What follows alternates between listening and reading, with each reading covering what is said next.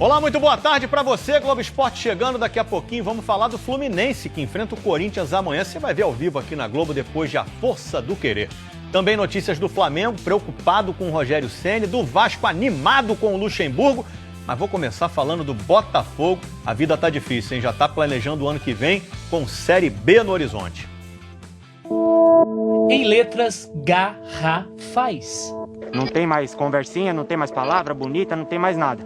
Tem que entrar dentro de campo, fechar a boca e demonstrar o máximo possível para conseguir reverter essa situação dentro de campo. O desabafo teve endereço, os próprios companheiros. Se nós não renunciarmos às coisas extra-campo, a gente vai, infelizmente, acontecer o pior. Tá na cara, o ambiente não tá bom. A temporada não foi boa. Dívidas, 5 treinadores, nenhum título e um rebaixamento batendo a porta. Internamente, a queda para a segunda divisão é considerada irreversível. Ninguém do clube falará sobre isso publicamente. Mas o planejamento dentro do Botafogo já começou para a disputa da Série B de 2021. Uma reunião da diretoria ocorreu na tarde de ontem no estádio Newton Santos. O Globo Esporte apurou que o técnico Eduardo Barroca participou o tempo todo da conversa. Nem deu treino. O gerente de futebol Túlio Lustosa também. A diretoria não pretende trocá-los, mas a reformulação do elenco é para já. Jogadores que não interessam começarão a ser comunicados essa semana. Na temporada 2020, o Botafogo usou 52 atletas. Só para comparar, o Palmeiras, que disputa 3 competições ao mesmo tempo, utilizou 36. O Botafogo sofre um processo de desequilíbrio na sua construção inicial, muito claro. O fim da obra mal feita está desenhado. Penúltimo, 9 pontos atrás do primeiro clube fora da zona de rebaixamento a 9 rodadas do final. No Brasileirão, por pontos corridos, todas as equipes que estiveram na situação atual do Botafogo caíram. Seria o 3º rebaixamento da história. Na primeira divisão, nesse formato, o Botafogo conviveu com risco de queda pelo menos outras 5 vezes. Olhar para trás pode ser uma boa. Para o planejamento da última Série B que o clube disputou em 2015, o Botafogo voltou à elite com 3 rodadas de antecedência e como campeão. O projeto do Botafogo para a Série B tem que ser com os jogadores de Série B.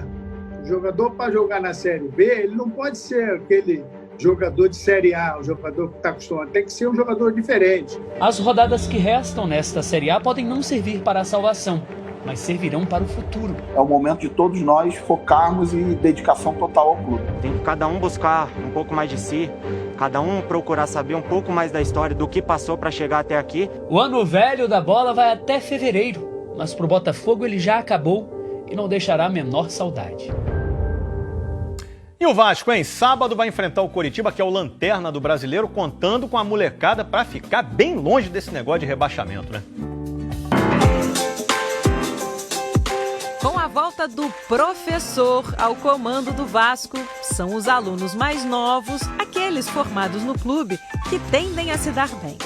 Luxemburgo gosta de olhar para a base e na vitória por 3-0 sobre o Botafogo, usou 8 jogadores formados em São Januário. Caio Lopes é um bom exemplo dessa renovação. Foi campeão carioca e da Copa do Brasil Sub-20. Entrou no segundo tempo do Clássico para disputar apenas seu 2º jogo pelos profissionais. Lá vem Caio na entrada da grande área, jogada rápida, Andrei bateu cruzado. Gol! É muito perigoso você pegar o time sub-20 que foi campeão e pegar os jogadores todos e botar aqui para resolver, e aí de repente você não consegue o seu objetivo, aí você queima uma geração. Tem que ter muita calma para poder lançar o jogador, e o jogador, se você sabe que ele vai alternar. Foi o que aconteceu com Thales Magno, que subiu para o profissional em 2019 com o próprio Luxemburgo. Foi só ele voltar para o garoto reencontrar o bom futebol. Thales Magno, cabeçada muito bonita, cabeçada com estilo. Thales Magno, pro chão, pro canto, pro gol do Vasco. Ele sabe que o meu melhor é isso, driblar, tentar as coisas diferentes dentro do campo. E eu tô voltando com toda a confiança que ele me deu para conseguir driblar e fazer o que ele pede. Ele tirou todo o peso que estava na gente, agora a gente tá tranquilo para jogar. São só 2 jogos do Pô Fechou, mas a turma vascaína parece que está entendendo bem as aulas. Uma vitória maiúscula no Clássico, uma vitória importantíssima. O Flamengo não vence há 3 jogos no Brasileirão e a semana começou com reunião para analisar a situação do time e do Rogério Ceni também. A gente percebe que não há um clima normal no Flamengo. As 2 derrotas seguidas em 2021 só não levaram o Flamengo para a lona porque o São Paulo também perdeu 2 vezes. O Rogério tem sua parcela e não é pequena. Ele chegou falando sobre as várias possibilidades que o Flamengo poderia jogar, que tentaria fazer com que o Flamengo voltasse a jogar como Jorge Jesus jogava. Ele próprio está frustrado com os resultados. Então ele tem metade da responsabilidade.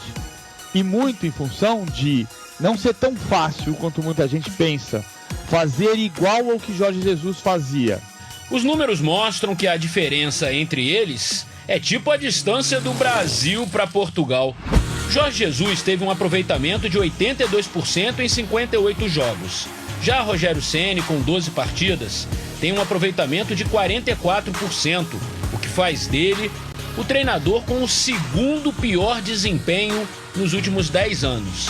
Apenas Ney Franco, em 2014, ficou atrás. E olha que a rotatividade foi frenética. Numa década, o clube teve 18 técnicos diferentes. Rogério Ceni, hoje, poderia estar numa lista de ex-treinadores do Flamengo. A demissão entrou em pauta numa demorada reunião entre os principais dirigentes rubro-negros. Mas alguns pontos foram levados em conta para que ele permanecesse no cargo, pelo menos até a próxima partida contra o Goiás. A ideia de que os jogadores também precisam ser responsabilizados foi a que mais pesou. Além disso, o trabalho no dia a dia vem sendo muito bem avaliado por todos. Já algumas decisões de Ceni, como a troca dos goleiros contra o Ceará e a pouca utilização do Gabigol nos últimos 2 jogos, foram questões debatidas. Para mim, 50-50. Porque é claro que se um time não vence, a responsabilidade é dos jogadores. Chama atenção para um dos maiores jogadores do Flamengo desses últimos anos. Everton Ribeiro não é nem de perto daquilo que a gente já viu. Restam 10 jogos. Os próximos 5 serão longe do Maracanã, inclusive contra o Palmeiras, porque o estádio estará cedido à Conmebol. Olhando assim, o que já estava difícil parece ter ficado ainda mais complicado. Aí, pessoal do Palmeiras, pessoal do Internacional, secador potente, hein, amigo? Dos 6 primeiros do Brasileirão, 3 já tinham tropeçado na rodada, menos o Internacional, vice-líder, o Palmeiras, que está em 6º, mas com 2 jogos a menos, e o Atlético Mineiro, que iria enfrentar o Bragantino fora de casa.